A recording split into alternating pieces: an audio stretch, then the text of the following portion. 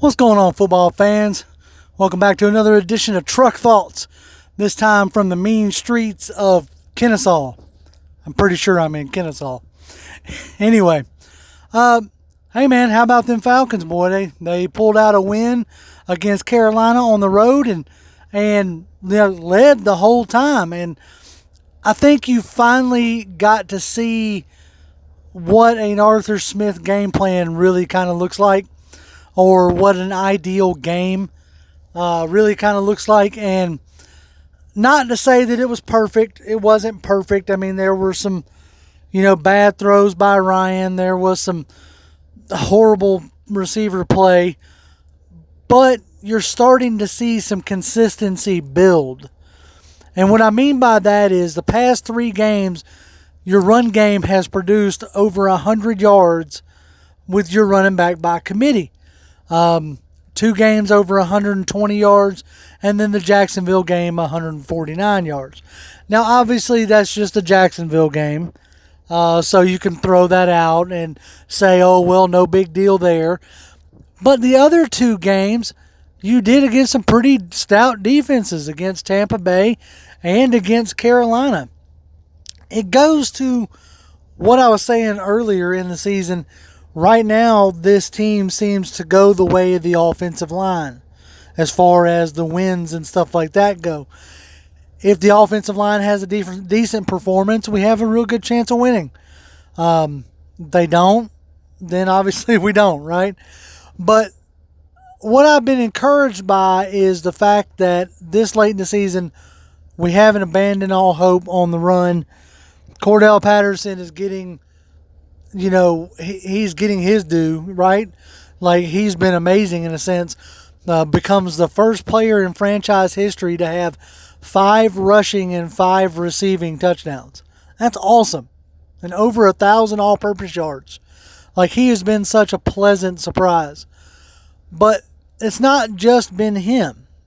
As of late, Mike Davis is starting to come on. At least in a consistent level. Something I noticed on the Carolina game is that the screen game looked really nice. Something that hasn't really been there this year. And as I hoped he would if he was ever given a chance, Quadre Olison is running pretty nice. And that's been real pleasant to see. Now, can we get the fumbling under control? And also, can we stick with him a little bit more, give him some more opportunities?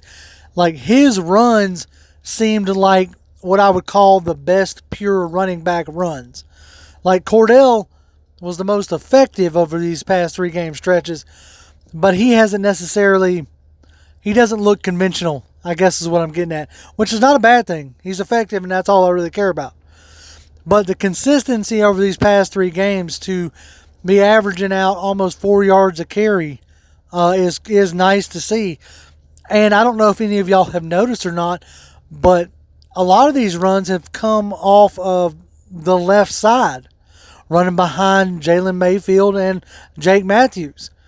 So it might be, getting some confidence building behind Mayfield there, at least in run blocking.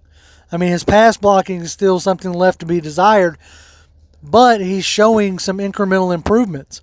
So maybe we can get some solid starts next year out of him after this dose of trial by fire that he's had this year. Now, we're going to do some more talking about this on Wednesday, obviously. But we got some winnable games coming up. Our biggest test really is San Francisco and the Bills. But San Francisco's on the road. We've been a real good road team. So, who knows, man? Who knows how this season then ends up? But what I'm liking to see is the identity is really starting to be formed, both on offense and defense.